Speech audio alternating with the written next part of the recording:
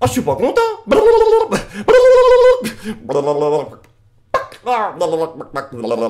Marre-toi. Marre-toi. Pourquoi tu te marres pas, putain? Mais non, mais putain. Vous êtes con, vous le faites exprès. C'est un sketch. Moi, je suis humoriste à la base. Hein. Et donc, si jamais tu te marres pas, qu'est-ce qui se passe? Bah, c'est plus un sketch. Hein, ça devient une analyse sérieuse du premier degré. Et donc, forcément, je suis susceptible de tomber sous la loi anti-fake news. Et moi, j'ai pas envie. Oui, donc, ma combi, là, moi, c'est que si tu te marres depuis le début, et bah, du coup, jusqu'à la fin du sketch, je suis protégé. Protégé par le rire. Parce que sinon, bah, je tombe dans la... Oui, bah voilà, la loi anti-fake news. Moi, j'ai pas envie de me la prendre dans la gueule, les copains. Parce que là, c'est parti. Ça y est, c'est passé. Hein. Mais ils avaient pas le choix. Non, ils voulaient pas, à la base, nous fliquer, mais c'est Françoise Nyssen, la ministre. Oui, elle a dit, désolé, on pouvait pas faire autrement. Ouais, elle a dit, la capacité de discernement des Français ne suffit plus. Non, ça ne suffit pas. Essayez. Non, suffit pas. Non, c'est, tu vois, insuffisant. Elle a dit, oui, c'est parce qu'on est des connards. Ben oui, non, mais c'est vrai, vous êtes des cons aussi. Hein. On vous demande de voter Union Européenne, vous votez mal. CPE, vous votez mal. Code du travail, le brûlé, nuit debout. Voilà. Hein là, ils veulent virer les infirmières pour que les vieux y meurent. Ben, vous allez encore être contre. Et ben voilà. Donc maintenant, on anticipe. Hein, voilà. Le vrai, le faux, c'est nous qu'on décide, ils ont dit. Hein, parce que, voilà. Oui, si, vous êtes libre encore. Bien sûr, vous avez le droit de choisir. TF1, W9, enfin, je veux dire, voilà, mais tu ne vas pas plus loin que ça. Hein, tout ce qui est vérité, c'est pour nous maintenant. Inutile de vous dire que pour les humoristes, c'est encore plus compliqué. Hein. Oh, putain, bah ouais, parce que nous, il n'y a rien en fait. Ça partait d'un consensus commun, les gens rigolent quoi. Mais je veux dire, à partir de maintenant, non, il faut qu'on fasse gaffe à tout ce qu'on dit. Putain, non, mais ça me fout en l'air quand je vois ce qu'était encore la profession il y a 5 ans et que je vois l'état dans lequel on est maintenant. Putain. Allô, ouais, David, comment ça va mon poulet? Ça va et toi? Hein, qu'est-ce que je peux faire pour toi, dis-moi? De quoi? Une blague sur Manuel Valls? Mais non, mais je vais pas faire ton boulot, tu te fous de ma gueule ou quoi? Toi, t'es malade? Hein, t'es culotté? Tu veux me filer? Ah, une blague sur Manuel Valls? Bon, c'est gentil ça, mon poulet, mais garde-la pour toi, je veux dire, pour ta chronique de demain chez Roumanoff, c'est bien ça, non? Une vanne sur Manuel Valls, ça fait marrer les gens. Hein? T'en as déjà des vannes sur Manuel Valls pour demain? Ah, d'accord. T'en as combien? 17! Ah ouais, d'accord. Hein, non, parce que c'est des chroniques d'1 minute 20 que tu fais. Ah non, tu vas te faire cramer, mon poulet. Hein, bah non, t'es foutu, là. Donc, bah ouais, mais moi, je veux bien te la prendre, ta chronique, mais ta vanne, là, mais qu'est-ce que tu veux que j'en foute, moi? Hein, mais je suis... Non, mais je suis blindé, regarde, moi, aujourd'hui, là, je suis sur Bernard Cazeneuve, là, il y a des problèmes de fion encore. Ouais, demain, j'ai François Hollande. Si, il a salué un aveugle, c'est n'importe quoi. Hein, puis après-demain, un Najat, là, puis on va repartir sur un Bernard. Hein. Mais oui, mais j'ai pas le temps, je sais qu'on perd des vannes. Qu'est-ce que tu veux que j'y foute? Ah, mais allô, on est humoriste sous François Hollande. T'as compris le concept? Il y en a pas un de l'équipe qui est pas aux putes, à la coke et au champagne. Hein, mais qu'est-ce que tu veux que j'y foute? Bah non, bah essaye de la refiler Toto Caca, éventuellement. Toto Caca, ouais, l'humoriste de République. Hein? Non, pas le caveau de la République, la station de métro République. Toto Caca, le clodo, là, qui est sur la ligne 14, ouais, qui chie dans les chapeaux, là. Voilà, bah il a refait son sketch. Maintenant, il fait pareil, mais il dit Manuel Valls. Et les gens donnent de l'argent. Il vient d'acheter sa 2e villa à Marrakech. Je te dis, tout le monde est blindé. Non, je suis désolé, je peux rien faire, moi. 2 ans plus tard, juste après l'affaire Dieudonné. Allô? Ouais, David, ouais, ça va? Ouais, qu'est-ce que je peux faire pour toi? Hein? Une vanne sur Manuel Valls. Non, mais t'es con, tu le fais exprès. Mais tu me dis ça juste à côté de la fenêtre. Mais j'ai pas envie de m'en prendre. Les snipers israéliens. Qui a pensé? Les snipers israéliens. Mais bien sûr, ils en mettent 2 par humoriste maintenant. J'ai lu ça sur complot.com. Donc, ah oui, bah oui, tout le monde devient parano. Qu'est-ce que tu veux que j'ai? Allô? Je sais pas pour vous, mais moi, tu vois, j'éprouve un certain sentiment de nostalgie. Ah, mais bon, maintenant, la loi anti-fake news, elle est là, on va faire avec, hein. Et puis, elle est justifiable aussi, parce que c'est vrai que nous, on est de vulgaires citoyens lambda, on est des connards. Si les plus grands se plantent, nous, je veux dire, c'est normal qu'on nous protège. Quand tu vois que même Libération fait des fake news, je veux dire, nous, on peut plus tester, hein. Libération, ouais, ils ont fait une sur Jean-Luc Mélenchon, avec une phrase, mais en fait, il n'avait pas dit, quoi. Donc, c'était ça, le problème. Hein? Ils l'ont vérifié, la phrase? Ah, c'est pas une fake news en fait, d'accord. Ah, d'accord, Mélenchon a dit cette phrase, mais dans une autre interview, un truc, d'accord, qu'ils ont pas gardé, ok, là. Ouais, enfin, c'est juste super putaclic. Mais c'est pas une fake news, d'accord, ça a été vérifié, c'est par des gens compétents. Par la checklist, ah oui, ça va, d'accord. Oui, parce qu'il y a 2 organes en France qui sont chargés, donc, de vérifier ce qui est du domaine des fake news. Il y a le Décodex, hein, du journal Le Monde, et il y a la checklist du journal Libération, par contre. C'est vrai que... Donc du coup, ils se sont auto-décollax. C'est ça. Ils font comme les députés, en fait. Ils s'autocontrôlent, quoi. Ouais, c'est bien. Mais vu que tout le monde s'autocontrôle, est-ce que nous, on a le droit? Ah non, toujours pas. Enfin bon, encore une fois, on n'a pas vraiment le choix, hein, c'est pour nous protéger, et c'est vrai que dans la situation qu'on vit en ce moment, par exemple avec l'affaire Mamadou Gassama, c'est vrai que c'est pas mal d'être protégé contre nous-mêmes, parce qu'on s'auto-alimente dans la connerie, hein, tout le monde est tombé dedans. Mamadou Gassama, oui, le nouveau grand héros français, hein, qui vient d'être naturalisé par Emmanuel Macron après avoir sauvé un petit garçon qui allait tomber d'un immeuble. Une intervention qui a fait couler beaucoup d'encre, hein, à tel point que certains d'ailleurs se sont étonnés des images de cette intervention, au point d'en émettre même des doutes sur les plateaux de télévision. Qu'est-ce que faisait ce bébé? Comment il a tenu en tombant du 5e au 4e? Ne me dites pas qu'il y a une question sans une égratignure pratiquement, etc. Vous savez ce que c'est la vitesse? Vous savez ce que c'est le du 5e au 4e? C'est rien. Bon, il n'y a pas de problème, ok.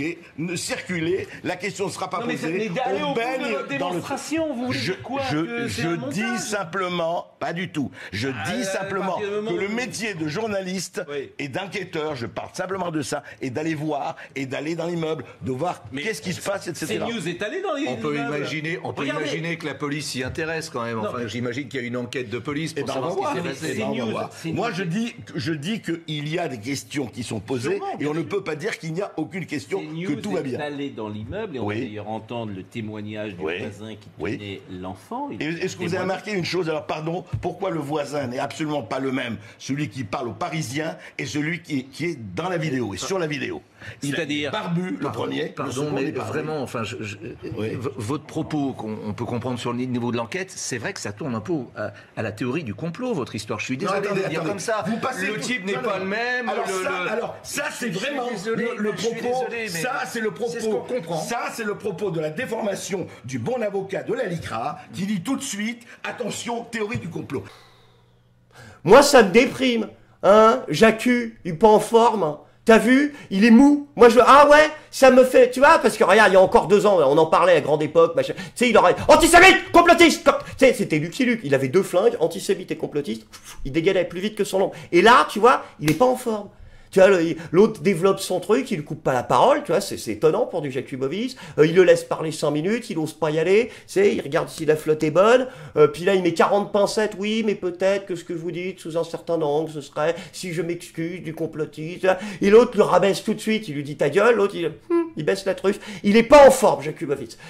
Moi ça me manque là, le Jakubovic des grands soirs, ça sent la fin de carrière, tu vois. Pourtant c'est pas compliqué à retenir comme texte, je veux dire, autant Dieudonné, c'est vrai qu'en ce moment il fait un peu des fois les mêmes spectacles, autant toi tu fais par contre toujours le même sketch. Hein. Et puis il y a 2 répliques, quoi. Antisémite, complotiste, normalement tu devrais y arriver. Hein, c'est peut-être le signe d'une fin de carrière, Jacu, je pense. Même les plus grands humoristes doivent savoir se retirer. Et c'est vrai que ton dernier spectacle, le dernier sketch que t'as fait là, sur le viol, là, ouais mais non, il l'a pas violé, sur mon honneur. Les gens ont pas aimé la chute. Non, ils ont été déçus, je pense.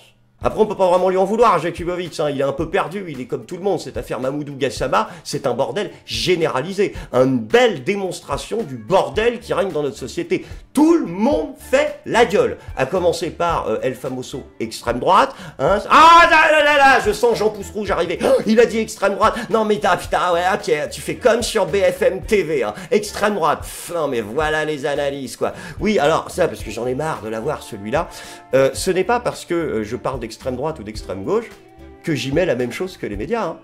C'est pas parce que eux voient du nazi absolument partout que moi je vais m'interdire de considérer que ces catégories politiques sont réelles.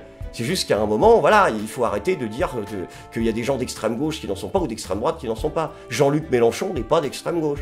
Jean-Luc Mélenchon est de gauche. Voilà, c'est exemple opposé. Florian Philippot, que je ne défends pas hein, particulièrement, mais si tu penses que Florian Philippot, par exemple, est l'incarnation aujourd'hui d'une pensée politique italienne des années 30, et que du coup tu veux pas aller voir un café facho, t'as pas compris grand-chose.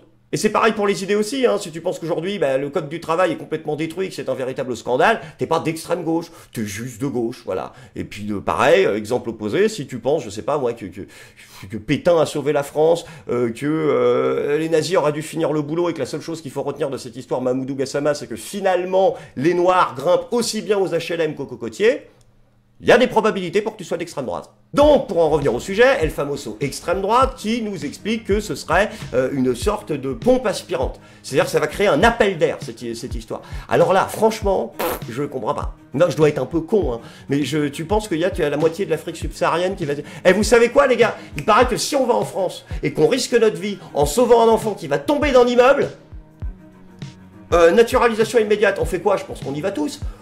Non, moi je vais aller en Angleterre plutôt. Bah oui, à un moment, faut arrêter. Tu me dis, oui, la CAF, le regroupement familial, aujourd'hui, ils sont quelque chose qui attire l'immigration. Là, on peut discuter. Alors, tu me dis que le gosse, là, ça va créer un appel d'air? Non. Et encore une fois, tout le monde part en couille sur la question. Je parlerai pas du fin fond de chiotte de la team Jean Islam 2.0 de Facebook, hein, qui eux, alors là, la seule chose qu'ils ont retenue, c'est que c'est un véritable scandale, parce que aucun média n'a dit que le mec était musulman. Il y a un moment on peut gagner ou pas? Non, tu me dis, s'il y a une bille sous aucun des 3 gobelets, il faut nous prévenir avant qu'on joue. Non, parce que je veux dire, à un moment, quand BFM TV a pour une fois la décence de pas rappeler 3 fois par émission que le mec est musulman, pour une fois qu'ils se tiennent à peu près correctement, parce que factuellement, tout le monde s'en fout, vous leur reprochez de pas en avoir parlé. Non, sans déconner, les gars, vous trouvez pas que c'est un petit peu faux cul? Hein, je veux dire, enfin, les gars et les filles, hein, parce que je suis sûr que si BFM en avait parlé, le fait qu'il soit musulman, on aurait encore eu le droit à un magnifique speech de Ouria Boutelja, hein, nous expliquant que oui, c'est scandaleux, s'il avait été catholique, personne n'en aurait parlé, puis s'il avait été juif, il y aura des affiches en 4x3 dans toute la France. On commence à connaître le discours. À côté de ça, on a aussi la El Famoso team Jean racisé. Alors eux, ils sont très malins, hein, eux, la seule chose qu'ils ont compris, eux, c'est que si le couple de blancs n'aide pas le gosse, c'est pas parce que c'est une mise en scène. Non, ils sont pas complotistes. Bon point dans la checklist. Non, c'est parce qu'en fait, les mecs sont blancs et que les blancs sont des connards qui n'en ont rien à foutre des autres, que c'est une sous-race et que donc le Wakanda va sauver la France. À côté de ça, tu rajoutes la team Jean Gauche, hein, qui eux nous explique, à raison pour le coup, que effectivement, bah, quand un sans-papier sauve un Français, on le naturalise, alors que quand un Français sauve des sans-papiers, bah, on a plus une tendance à les foutre en tôle. Sauf si c'est des stars du cinéma subventionné de gauche français. Et à côté de ça, on a la team Jean Droite qui nous explique, elle aussi a raison, parce qu'elle ne fait que constater le réel, qu'un légionnaire, bah, c'est 3 ans à risquer sa vie avant de devenir français, alors que Mamoudou Gassama, c'est 3 minutes le temps de grimper un immeuble. Vu que c'est le bordel un petit peu partout, j'ai essayé de me demander pourquoi est-ce que c'est le bordel cette fois-ci et pas les fois d'avant. Oui, parce que c'est pas la première fois, ça arrive souvent qu'un clandestin sauve la vie d'un Français et que du coup, bah, il soit régularisé, que sa situation soit mise dans la régularité. C'était déjà arrivé à de nombreuses reprises.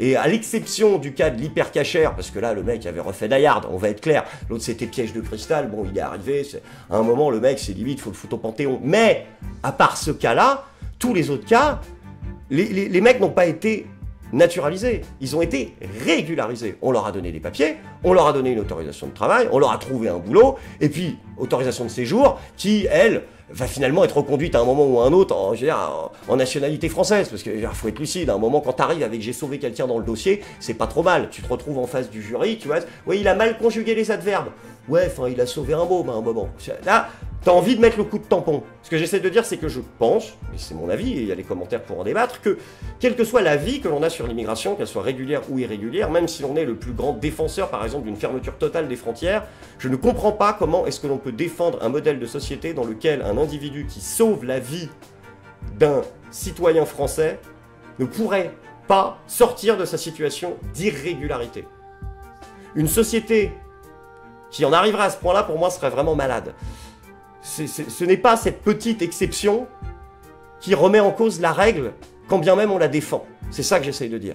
Ce que je reproche à Emmanuel Macron, c'est d'avoir foutu la merde en faisant une naturalisation qui n'était pas forcément nécessaire dans un premier temps pour faire littéralement exploser les communautés de ce pays. Alors je dis pas que c'était son intention de départ, je dis juste que cela trahit une certaine vision de la nationalité d'Emmanuel Macron, qui est une vision, j'ai envie de dire, irréaliste et romanesque. Macron n'arrête pas de parler des grandes figures de l'histoire de France, n'arrête pas de parler de Victor Hugo, de Balzac, de ces grands Français. Il ne conçoit la citoyenneté que dans quelque chose de très abstrait, dans lequel il lui-même s'identifie.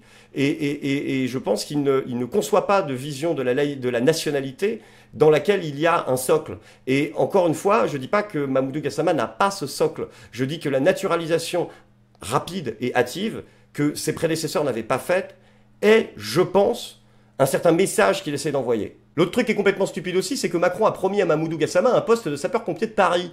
Ah mais il le mérite totalement moralement et d'un point de vue humain, mais est-ce qu'il en a les capacités physiques? C'est pas parce que tu l'as vu grimper à un immeuble que le mec est capable de passer l'intégralité des tests. Hein. C'est pas une entreprise dans laquelle on rentre quel qu'on veut. Je veux dire, là aussi, tu as une certaine vision de la société de Macron également. Hein, mais après, encore une fois, il le mérite très probablement du point de vue humain. Mais je veux dire, qu'est-ce qui t'a permis, toi, Emmanuel Macron, d'affirmer que t'étais sûr que le mec, finalement, passerait la sélection d'entrée? Peut-être qu'il est raciste. Peut-être que justement, lui aussi, il se dit, il a grimpé un immeuble. Il est noir, normalement. Il va grimper l'échelle. Sans transition les amis, c'est maintenant le moment de la bonne nouvelle du jour, car si les médias et les politiques déraillent à plein tuyau concernant l'affaire Mamoudou Gassama, il existe encore heureusement des humoristes et des chansonniers qui tentent sur les planches et sur les internets de détendre un petit peu ce bordel généralisé avec humour, comme nos amis de nordpresse.be qui se sont fendus de faux tweets de Nicolas Dupont-Aignan et de Marine Le Pen, assez drôle, particulièrement celui sur Marine Le Pen d'ailleurs, mais qui n'a pas beaucoup plu aux intéressés puisque Nicolas Dupont-Aignan a décidé d'attaquer nordpresse.be en justice et que Marine Le Pen, comme elle nous l'indique sur Twitter, est à deux doigts de le faire. Ce tweet est évidemment un faux grossier. Où est la frontière entre la satire que se permettent certains sites humoristiques et la manipulation politique? Peut-être est-ce à la justice de le dire. Marine Le Pen. Ok, Tito et Totti là, voilà, hop, on se met au fond, on s'assoit, va falloir qu'on parle. Non, ça va très mal se passer. Surtout pour toi, Marine. Marine, allô? Ouais, tu nous as cassé les couilles à l'époque, pendant l'affaire Dieudonné, en mode, c'est un véritable scandale, machin, on n'a pas à censurer un humoriste, liberté d'expression absolue, et gorge profonde gratuite, parce que tu voulais récupérer son public et le transformer en électorat. On est bien d'accord. Et tout ça pour maintenant nous expliquer que c'est à la justice de trancher sur ce qui est de l'humour ou ce qui est pas de l'humour. Va te faire enculer. Cordialement, mais va te faire enculer. Après, c'est vrai, je peux comprendre Marine Le Pen, elle est comme tout le monde, elle est perdue, elle a besoin d'avoir une boussole, d'avoir une frontière stricte pour se repérer dans ces temps compliqués et pour pouvoir aller au Mordor, enfin j'en sais rien, mais elle a besoin de savoir quelle est la frontière entre l'humour et la diffamation. Bah oui, je peux la comprendre, mais Marine, t'as absolument pas besoin de faire un procès pour savoir quelle est la différence entre l'humour et la diffamation. T'as juste à se souvenir des procès que t'as perdus. Ben oui, parce que tes caricatures là, tes faux tracts en arabe de Jean-Luc Mélenchon là, ouais, c'est ça que tu nous avais dit. Alors, c'est de la satire, où est Charlie? Et dans ton cul, Marine, Charlie. Et dans ton cul. Je suis pas content.